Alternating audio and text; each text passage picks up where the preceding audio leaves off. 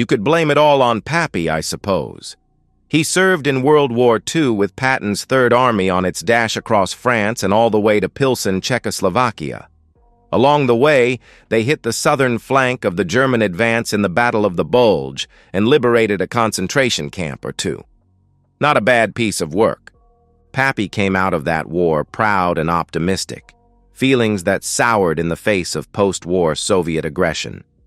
Thus, when the Cuban Missile Crisis came, things were going just about the way that he assumed, to hell, so Pappy, Grammy, and his two sons, the younger of which was my father, temporarily moved up to the family cabin in the Maryland hills between Frederick and Hagerstown for a couple of weeks. There, they met up with a handful of cousins and several great-aunts and great-uncles to dig a bomb shelter. My father was too young to do much of the heavy work, but he pitched in. The womenfolk handled stockpiling the food and supplies, including mattresses and cots. This would be the family redoubt, assuming sufficient time to travel in the event of an emergency. None of these men were college boys. They all worked in the building trade, so between them, they rousted the equipment and supplies and quickly built a reinforced concrete bunker designed to hold 15 people for 4 weeks, if you really squeezed in. Years later, as the result of an overheard moment of candor, I learned that the plan had originally been for a shelter that would hold Pappy's immediate 4-person family for 3 months, figuring for radioactive fallout. But then you really cannot politely ask family to dig a bomb shelter that you are not going to let them use, so Pappy changed the plan on the fly. The base of the shelter was 20 feet below ground with 8 feet of clearance from floor to ceiling. When you factored in the 1-foot-thick reinforced concrete ceiling and the 1-foot-thick reinforced concrete floor, there were 10 feet of dirt covering it to get back up to the level of the surrounding ground. Then, to provide extra protection, they layered 5 more feet of earth over the main bunker site, figuring that it would settle over time even when compacted. The entryway, however, stood a bit away from the mound that had been added to the surface of the bunker. There, a heavy steel hatch covered a circular shaft with a ladder up to the top. The hatch was recessed into the ground so that earth and grass camouflaged the door a bit. To enter, you had to pull the hatch up. If you were inside, trying to get out, you had to push it up. Pappy was particularly proud that closing the hatch made an airtight seal so that no fallout or biological or chemical agents could get inside. Maybe this sounds like a bit of overkill, but the cabin was not too far from Fort Detrick, where the Army did, and does, biological weapons research, and Camp David, the presidential retreat. Pappy rightly figured that the area was going to take a pounding if the balloon went up, so why not add some protection? Still, the concentration of fire would be lower there than down in the immediate Washington, D.C. suburbs where they lived, so it was a reasonable solution in those troubled times. Fortunately, the bunker was never needed.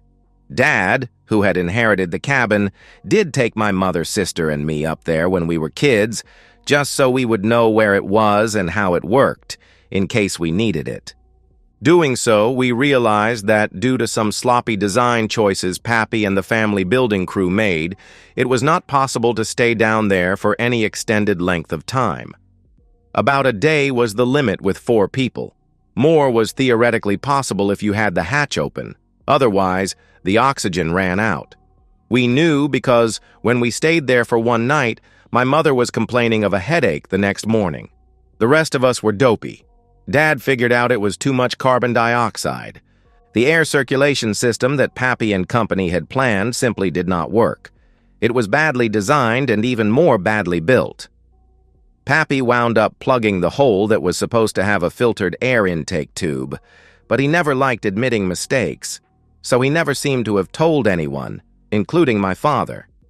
I figured it out later when I was looking it over, trying to figure out what to do with it, and lit a charcoal fire to see if the smoke left at all. Not a good idea. I damn near asphyxiated myself. The upshot of that weekend was that Dad decided it was a refuge of last resort. Otherwise, it was a curiosity that was good for storage, and maybe as a short-term tornado shelter, if needed. We left some canned goods down there along with a little gas camping stove and a half-dozen-gallon jugs of water just in case. But my mother remained spooked from nearly dying down there, as she said, and usually told us it was off-limits when we were at the cabin for the rest of our childhoods. Of course, that did not stop me from doing my smoke test later, but if I remember correctly, I had been drinking a bit, so my judgment was off. My uncle, by the way, did not get cheated when Pappy died, and Dad got the cabin instead of him. My uncle got Pappy's boat instead. To my way of thinking, that was the better payoff because, as far as I know, girls do not usually want to try middle-aged men in their mountain bunkers, but my uncle's experience shows that they are willing to give it a go when the middle-aged man is giving pretty girls free booze on a boat moored in the Loxahatchee River near all the bars in Jupiter, Florida. On the other hand, women in their late 20s are apparently fine with wanting to be intimate with a mid-30s guy in a mountain bunker. At least one was. Unfortunately, she was my wife. More unfortunately, I was not the mid-30s guy she was with. That was her boss. Aside from my wife and I and her boss, no one who knew about the bunker was alive anymore or in a position to talk about it, as far as I knew. Pappy and Grammy had died about 20 years ago. The distant cousins and great-aunts and great-uncles who had helped build the thing were gone too. We fell out of touch with those branches of the family tree and had not seen them in years. Dad died of a massive heart attack about 5 years ago. Mom had a stroke and was in a home, and my sister had overdosed when she was in college some years ago, and I was sure no one ever got any permission from the county to do any building back in the day, so there should be no records of the bunker anywhere. In addition, the people who built it were not, as a rule, writers. They were not diarists. They were close-lipped folk. Come to think of it, I don't think Mom had even bothered to deal with probate for the cabin when Dad died. It was the only thing my parents had not owned jointly, and they had never really used it much by the time Dad passed. Sorting it out now would probably mess up the benefits Mom was getting from Uncle Sam for her long-term care. I pondered these facts as I quietly shoveled dirt on top of the bunker hatch about a foot deep. Then, when the dirt totally covered the hatch, I gently began piling 50-pound bags of fast-set concrete mixed neatly over the dirt. My wife had wanted me to build a nice patio outside the cabin. We are the only people who use it these days. I had made an order for concrete a few months ago. I had the bags delivered weeks earlier, but placed in an out-of-sight area, along with the bags of topsoil and grass seed. It was all documented. Not that my wife would have noticed. She and her boss had a routine, which I had discovered by accident a few weeks earlier. I am a general contractor, like the men in the family before me. I also do landscaping. Sometimes we build stuff in sketchy areas where I do not want to drive my nice truck. Late on Wednesday morning, I bought a beater car for cash from a guy who was a friend of a friend of a friend. I made the purchase not too far from my wife's real estate agency office, so I thought I would surprise her, show her my new wheels, and take her for lunch. There was a surprise, all right. Mine, not hers. As I drove into her parking lot, I saw her getting into her SUV with her boss. I also saw his hand on her back. Being curious, I followed in my new beater car, which she had never seen before. It did not take too long to figure out where she was headed. I turned off my phone at that point. I knew then that, whatever happened, the it that happened was not going to require photographs.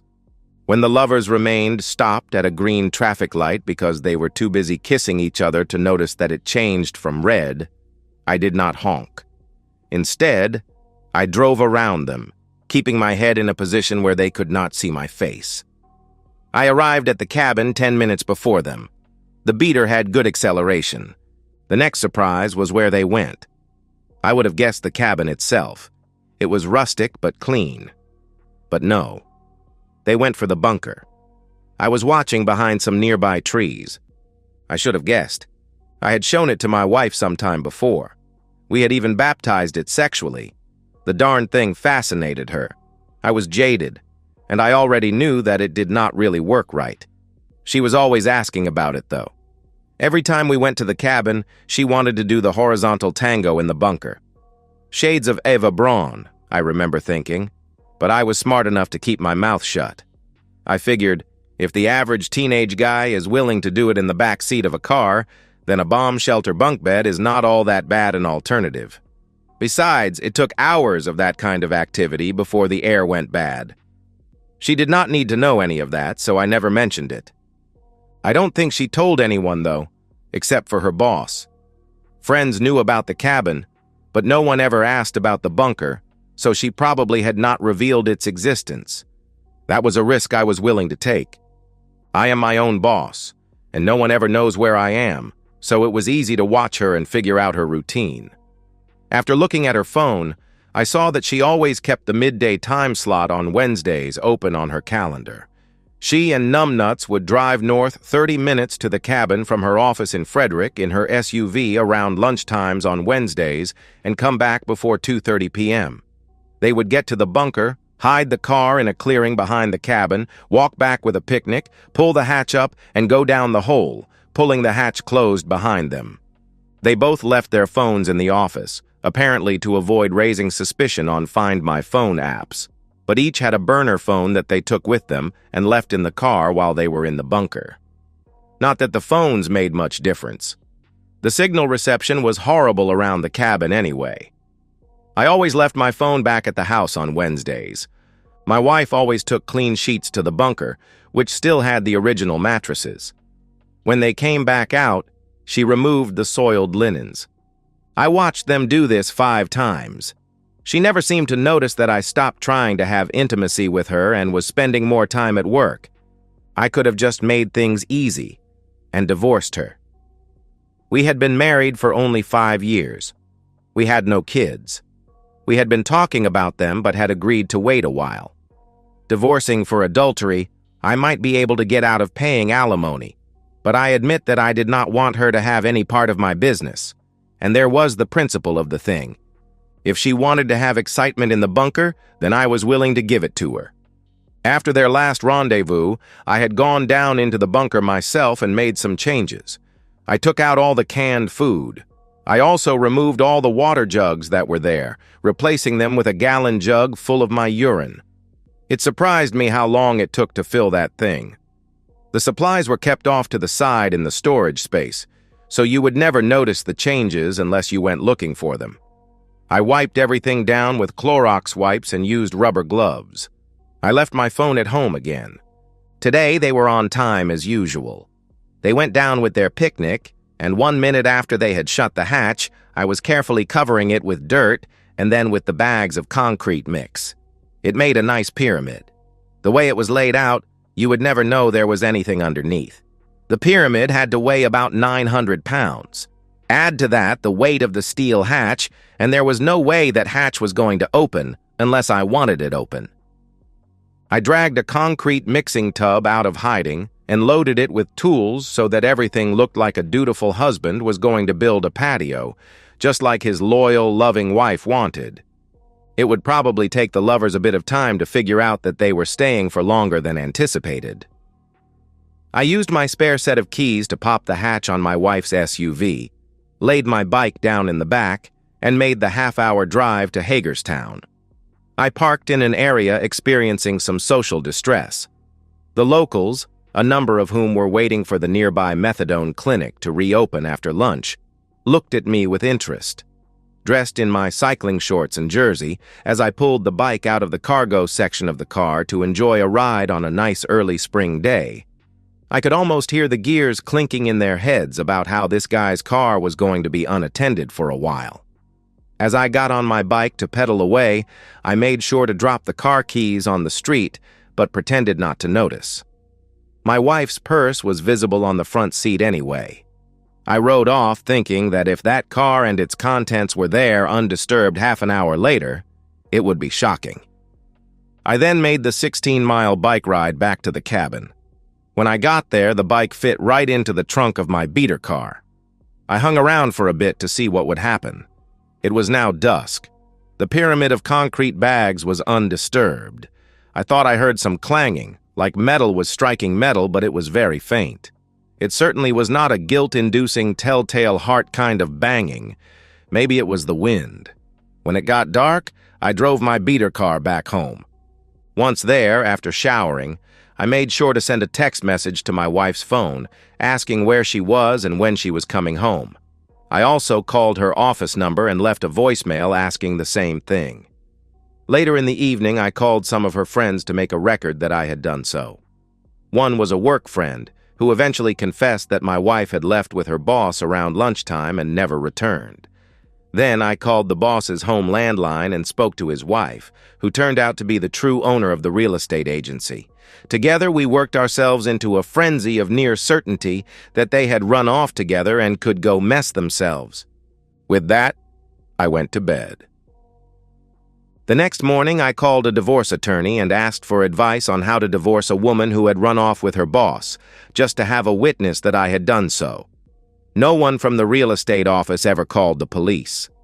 My wife's boss's wife informed everyone the next day that the two cheaters had run off together, and that's a good riddance. She also told the employees that she was sure that they knew about the affair, and that if they wanted to keep their jobs, they all needed to work twice as hard from then on. It was about 3 months later that the police finally started poking around, probably prompted by my in-laws. I refused to talk to them and had them deal with my lawyer instead. By then, spring had turned to summer, and I had removed the concrete bags and used the mix to build the patio. I had also added topsoil, grass seed, and sod all around the hatch so that the whole area was covered with a rich mat of thick, tall grass that looked like it had been there forever. By the time the police came up with some sort of reason to get a warrant several weeks after they started looking, too much time had passed. They ripped up the patio, of course, because their theory was that if it was new, it was obviously hiding corpses. I had to eat the cost of that. My lawyer told me the odds of getting compensation were low. Funny thing, they did find some bones there, but they turned out to be a couple of dead dogs. My guess is that Pappy buried his hunting dogs there. I vaguely remembered some story about him and how much he loved his hounds. That discovery disappointed the cops, after getting them all excited for about 5 minutes before they found enough of the bones to know they were not human. They had tracking dogs, including cadaver dogs, but got no hits.